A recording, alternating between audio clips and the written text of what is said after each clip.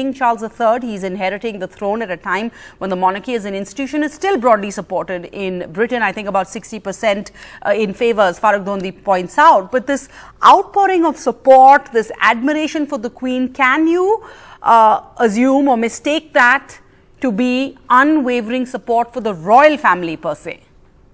No, but I don't think there's any strength behind the Republican movement in Britain. The Queen was hugely popular. She was much more popular than the institution of the monarchy.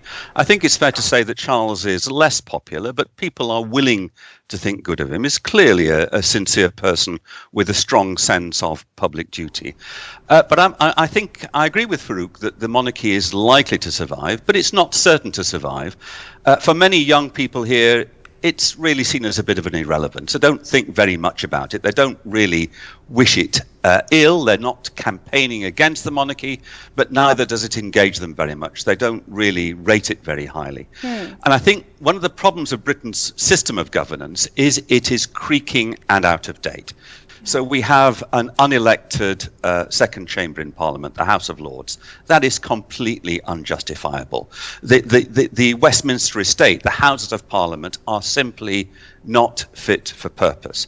The first past the post electoral system now seems to be past its sell-by date. We need a new system of devolution of power and authority, not simply to the nations such as Scotland and Wales, but to the English regions as well, to keep the country united, because there's an increasing chasm between particularly London and the area around it and the post-industrial north of England.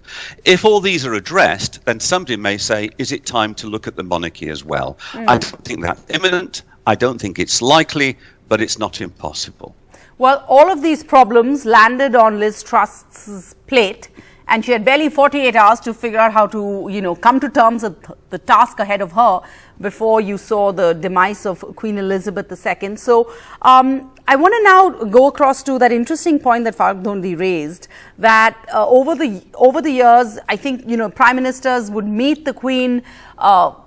Is it on a weekly basis or a monthly basis? I'm not too sure about that, but she has had decades of experience. She's, met world leaders over the past 7 decades, and these were very private audiences, right? But this, is that going to be the same for Truss?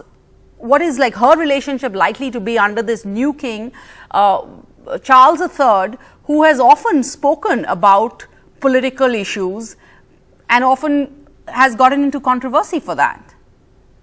Andrew?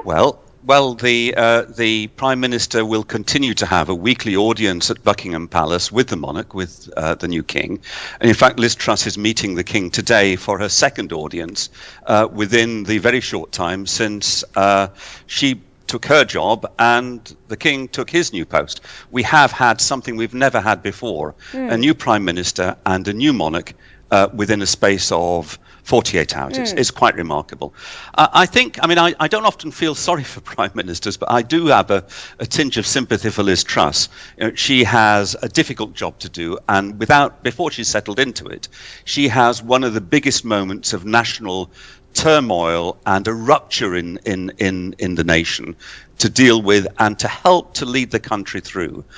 I think she might find the weekly audiences quite useful. She doesn't have to take any note of what the monarch says. It's simply a conversation. It's a briefing, and it's a very confidential briefing. But the Queen and now the King will probably say, "Well, that makes sense. That's good. Have you thought about that?" And it may just be an opportunity for the Prime Minister to reflect a little bit more on some of the things that's underway. But it is not the monarch giving orders to his Prime Minister. The power rests clearly with the Prime Minister and her government, and not with the King. And that's the way it should be.